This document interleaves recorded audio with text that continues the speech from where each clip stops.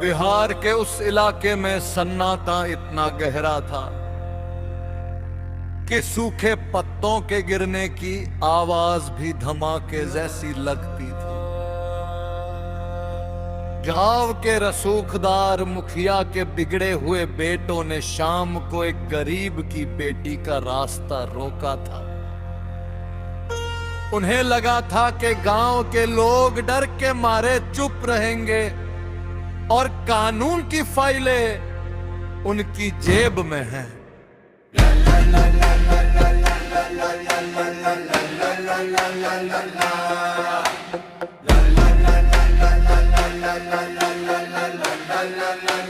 लेकिन उन्हें यह नहीं पता था कि उस इलाके की सरहदों पर डाकू महाकाल गैंग का पहरा है, जहां कानून की नहीं सिर्फ महाकाल के इंसाफ की चलती है।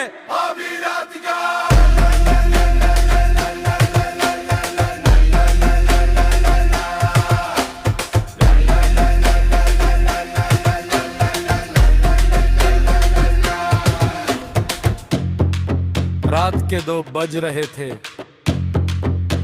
अचानक मुखिया की हवेली के बाहर दर्जन भर बुलेट मोटरसाइकिलों और घोड़ों की टापों की गड़गड़ाहट गूंज उठी। धुआं और धूल के गुब्बारे के बीच से डाकू महाकाल अपने साथियों के साथ नमूदार हुआ।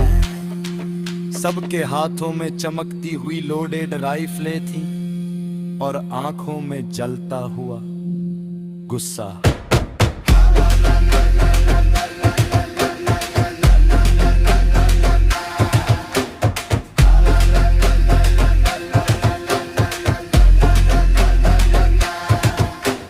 हवेली का भारी दरवाजा एक ही लात में चकनाचूर हो गया। महाकाल ने अपनी राइफल की नाल सीधे मुखिया के माथे पर टिका दी। मुखिया थर थर कांपते हुए बोला, सरकार, गलती हो गई, माफ कर दीजिए।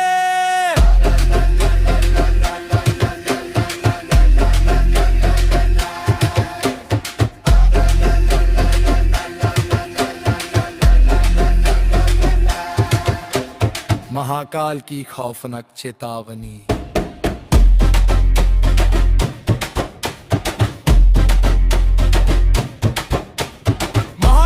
आवाज किसी गरजते हुए शेर जैसी थी जिसने पूरे गांव की नींद उड़ा दी।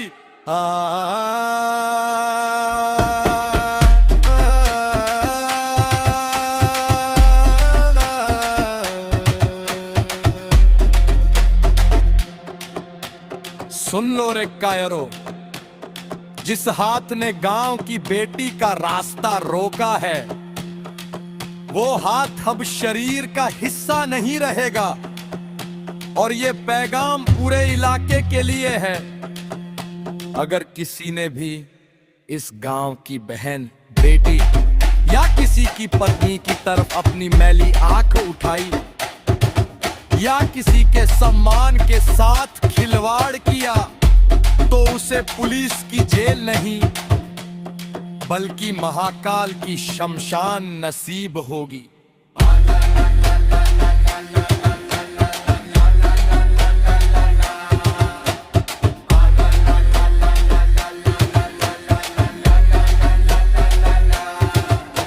उस रात सन्ना का सिर्फ गोलियों की आवाज से टूटा।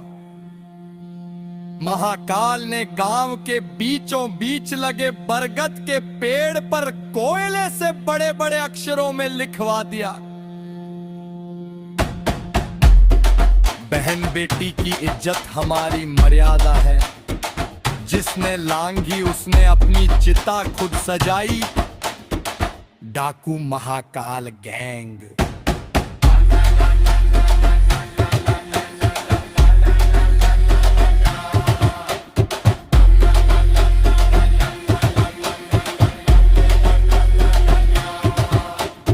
अगली सुबह जब सूरज उगा तो गांव के हर रसूखदार के दिल में दहशत बैठ चुकी थी।